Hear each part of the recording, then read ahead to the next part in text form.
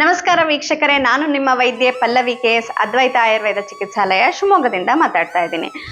So ಇವತ್ತು ನಾನು ಯಾವ ಟಾಪಿಕ್ ಅನ್ನ ತಂದಿದ್ದೀನಿ ಅಂತಂದ್ರೆ ಅದು ಶೀತಾದ ಅಂತ ಹೇಳ್ಬಹುದಾಗಿರುತ್ತೆ. ಹಂಗಂದ್ರೆ ಶೀತಾದ ಅಂದ್ರೆ ಏನಪ್ಪಾ ಅಂತ ನೀವು ಕೇಳೋಂಥದ್ದಾದ್ರೆ ಇದು ಕ್ರಾನಿಕ್ ಪರ್ಸಿಸ್ಟೆಂಟ್ ಜಿಂಜಿವೈಟಿಸ್ ಅಂತ ಹೇಳ್ಬಹುದಾಗಿರುತ್ತೆ, ಸಪೋರೇಟಿವ್ ಜಿಂಜಿವೈಟಿಸ್ ಅಂತ ಹೇಳ್ಬಹುದಾಗಿರುತ್ತೆ.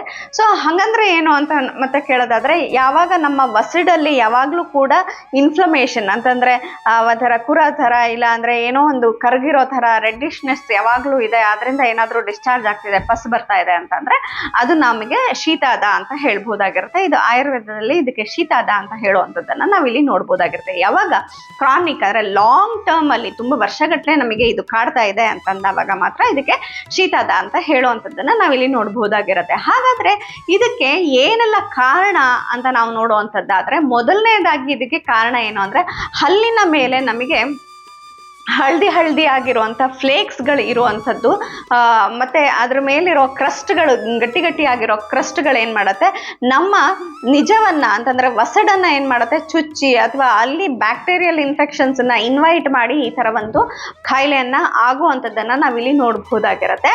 ಇಲ್ಲ ಅದಲ್ಲಪ್ಪ ನಾನು ಚೆನ್ನಾಗಿದೆ ನನ್ನ ಡೆಂಚರ್ಸ್ ಅಂತಂದ್ರೆ ಈವನ್ ನಮಗೆ ಕಂಟಿನ್ಯೂಸ್ ಆಗಿ ತುಂಬ ಲಾಂಗ್ ಟರ್ಮ್ ಅಲ್ಲಿ ವಾರ, ತಿಂಗಳು, ವರ್ಷಗಟ್ಟಲೆ ನಮ್ಮ ಓರಲ್ ಹೈಜೀನ್ ಚೆನ್ನಾಗಿಲ್ಲ, ಯಾವಾಗ ನೋಡಿದ್ರು ನಾವು ಸರಿಯಾಗಿ ಹಲ್ ತಿಕ್ಕೋದಿಲ್ಲ, ನಾಲ್ಗೆ ತಿಕ್ಕೋದಿಲ್ಲ, ಸರಿಯಾಗಿ ಓರಲ್ ಹೈಜೀನ್ ಅನ್ನ ಕಾಪಾಡ್ಕೊಳ್ಳೋದಿಲ್ಲ, ಸಿಂಹ ಯಾವಾಗ್ಲಾದ್ರೂ ಹಲ್ಲುಜ್ಜುತ್ತಾ ಅಂತ ಹೇಳ್ಕೊಂಡು ನಾವು ಹಲ್ಲುಜ್ಜೋದಿಲ್ಲ, ಆ ಥರದ್ದೇನಾದ್ರೂ ಆಟಿಟ್ಯೂಡ್ ಇತ್ತು ಅಂತಂದವಾಗ ಖಂಡಿತ ಈ ಒಂದು ಜಿಂಜಿವೈಟಿಸ್ ಅಥವಾ ಶೀತಾದ ಆಗುವಂಥದ್ದನ್ನ ನಾವಿಲ್ಲಿ ನೋಡಬಹುದಾಗಿರತ್ತೆ.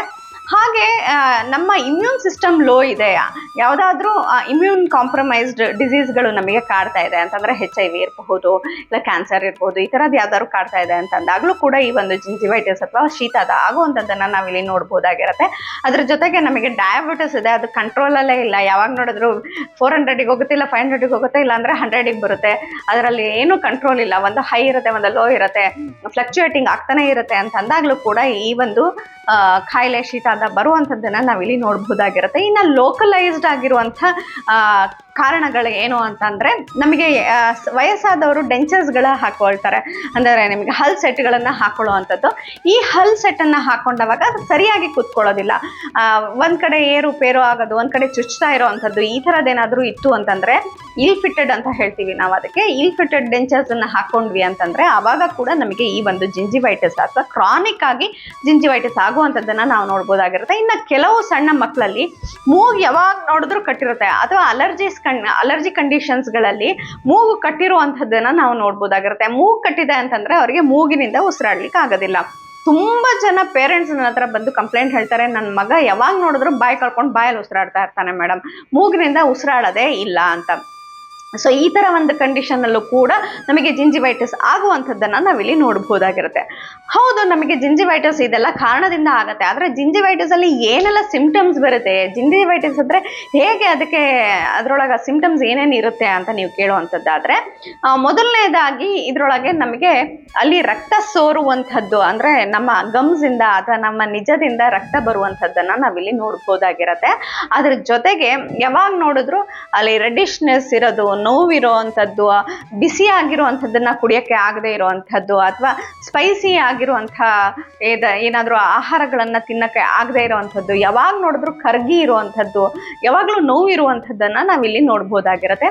ಅದ್ರ ಜೊತೆಗೆ ಕೆಲವು ಸತಿ ಪಸ್ ಡಿಸ್ಚಾರ್ಜ್ ಆಗುವಂಥದ್ದು, ಪ್ಯೂರುಲೆಂಟ್ ಡಿಸ್ಚಾರ್ಜ್ ಇರುವಂಥದ್ದನ್ನು ಕೂಡ ನಾವಿಲ್ಲಿ ನೋಡ್ಬೋದಾಗಿರುತ್ತೆ. ಅದ್ರ ಜೊತೆಗೆ ಕೆಲವೊಮ್ಮೆ ಏನಾಗುತ್ತೆ ಅಂತಂದರೆ ಅದರಿಂದ ನಮಗೆ ಹಿಂಗೆ ಮುಟ್ಟಿದಾಗ ಅಲ್ಲಿ ಹೊಂಡ ಬೀಳುವಂಥದ್ದು, ಈ ಒಂದು ನಿಜದಲ್ಲಿ ಅಥವಾ ನಮಗೆ ವಸಡಲ್ಲಿ ಹೀಗೆ ಮುಟ್ಟಿದಾಗ ಅಲ್ಲಿ ಪಾಕೆಟ್ಸ್ಗಳು ಇರುವಂಥದ್ದನ್ನು ಕೂಡ ನಾವಿಲ್ಲಿ ನೋಡ್ಬೋದಾಗಿರುತ್ತೆ.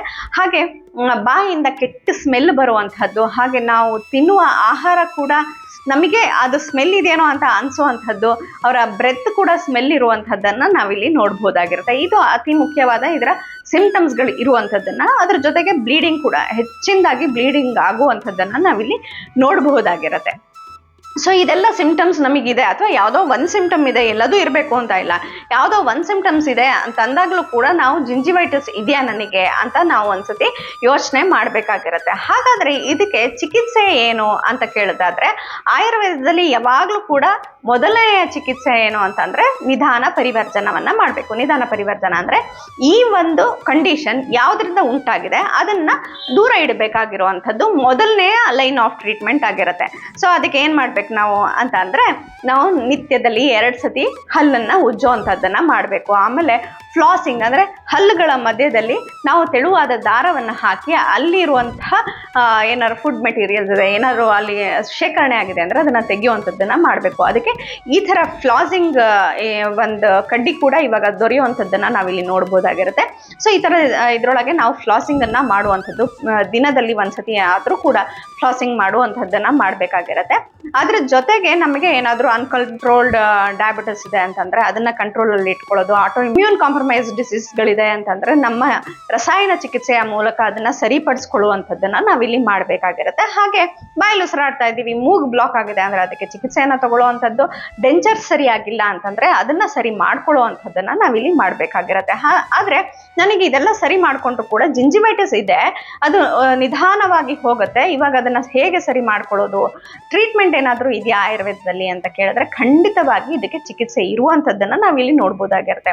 ನಮ್ಮಲ್ಲಿ ಇದಕ್ಕೆ ಮೊದಲನೇದಾಗಿ ರಕ್ತ ಮೋಕ್ಷಣವನ್ನ ಕೊಡಬೇಕಾಗಿರುತ್ತೆ. ರಕ್ತ ಮೋಕ್ಷಣವನ್ನ ಮಾಡಿದ ನಂತರ ನಾವು ಕಷಾಯಗಳನ್ನ ಮಾಡಿ ಅದರನ್ನ ಬಾಯಲ್ಲಿ ಮುಕ್ಕಳಿಸುವಂಥದ್ದನ್ನ ಮಾಡಬೇಕು. ಹಾಗಾದ್ರೆ ಯಾವುದ್ರದ್ದೆಲ್ಲ ಕಷಾಯ ಮಾಡಬೇಕು ಅಂತಂದ್ರೆ ಮುಸ್ತ, ಆಮೇಲೆ ಸಾಸಿವೆ, ಆಮೇಲೆ ಶುಂಠಿ, ಆಮೇಲೆ ತ್ರಿಫಲ ಮತ್ತೆ ರಸಾಂಚನ ಇದಿಷ್ಟನ್ನು ಹಾಕಿಬಿಟ್ಟು ಕಷಾಯವನ್ನ ಮಾಡಿಬಿಟ್ಟು ಅದರಿಂದ ನಾವು ಬಾಯನ್ನ ಮುಕ್ಕಳಿಸುವಂಥದ್ದನ್ನ ಮಾಡಬೇಕಾಗಿರುತ್ತೆ. ಹಾಗೆ ಇದೇ ಪುಡಿಗಳನ್ನ ನಾವು ಜೇನುತುಪ್ಪದಲ್ಲಿ ಕಲಿಸ್ಬಿಟ್ಟು ಅಲ್ಲಿ ಹಚ್ಚುವಂಥದ್ದು, ನಮ್ಮ ವಸಡಿಗೆ ಹಚ್ಚುವಂಥದ್ದನ್ನ ಮಾಡಿದ್ರು ಕೂಡ ಇದು ನಿವಾರಣೆ ಆಗುವಂಥದ್ದನ್ನ ನಾವಿಲ್ಲಿ ನೋಡ್ಬೋದಾಗಿರುತ್ತೆ. ಮೇಡಮ್ ಇದೆಲ್ಲ ಸಿಗಲ್ಲ ನಮಗೆ, ಏನಾದರೂ ಸಿಂಪಲ್ ಆಗಿರೋದೇನಾದ್ರು ಹೇಳಿ ಅಂತಂದ್ರೆ ಯಾವುದು ಬೇಡ, ಬರೀ ತ್ರಿಫಲವನ್ನ ನಾವು ನೀರಿನಲ್ಲಿ ಕಲಸಿ ಹಚ್ಚಿದ್ರು ಕೂಡ ಒಂದಷ್ಟು ನಿಮಗೆ ಉಪಯೋಗ ಆಗುವಂಥದ್ದನ್ನ ನಾವಿಲ್ಲಿ ನೋಡ್ಬೋದಾಗಿರುತ್ತೆ.